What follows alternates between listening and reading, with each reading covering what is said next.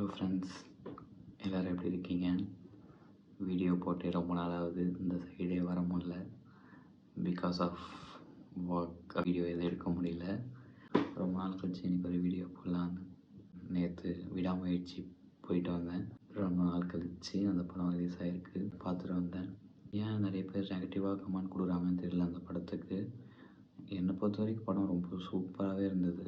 பிகினிங்லேருந்து interval பிளாக்கும் சரி, towards climax, next scene என்ன full இன்ட்ரெஸ்ட்டாக தான் போயிட்டு இருந்தது படம். எனக்கு ரொம்ப பிடிச்சிருந்தது. எல்லாத்த விட அல்டிமேட்டாக இவங்க சொல்ல வர்றது லவ் தான். ஏன் நெகட்டிவாக கமெண்ட் பண்ணுறாங்க, ரிவ்யூ வருதுன்னு தான் தெரியல. எனக்கு தெரிஞ்சு அஜித் சார் படம்ன்றனால நிறையா எக்ஸ்பெக்டேஷன் நிறையா ஆகிடுச்சு. எனக்கு 4-5 ஃபைட் சீனு, 4-5 மசாலா சாங்ஸ் போட்டு அந்த மாதிரி இருந்தால் மேபி படம் சூப்பராக இருக்குன்னு எல்லோரும் சொல்லியிருப்பாங்க போல். இது ஹாலிவுட் ரேஞ்சில் எடுத்திருக்காங்க. இது பிரேக் டவுன் படத்தோட ரீமேக் தான். அதுக்கேற்ற மாதிரி கேமரா தான் யூஸ் பண்ணியிருக்காங்க.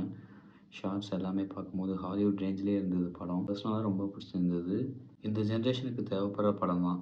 இது ஈஸியாக டிவோர்ஸ், பிரேக்கப் அந்த சீன்ஸ்லாம் இப்போ போயிட்டுருக்கும்போது, ட்ரூ லவ் அதை பற்றி ஒரு கதை கேட்கறதுக்கு கொஞ்சம் கிரிஞ்சாக தான் இருக்கும்.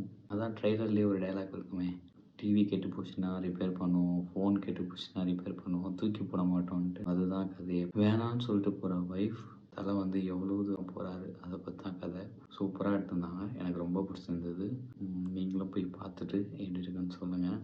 நல்ல படத்தோட நான் மீட் பண்ணுறேன்.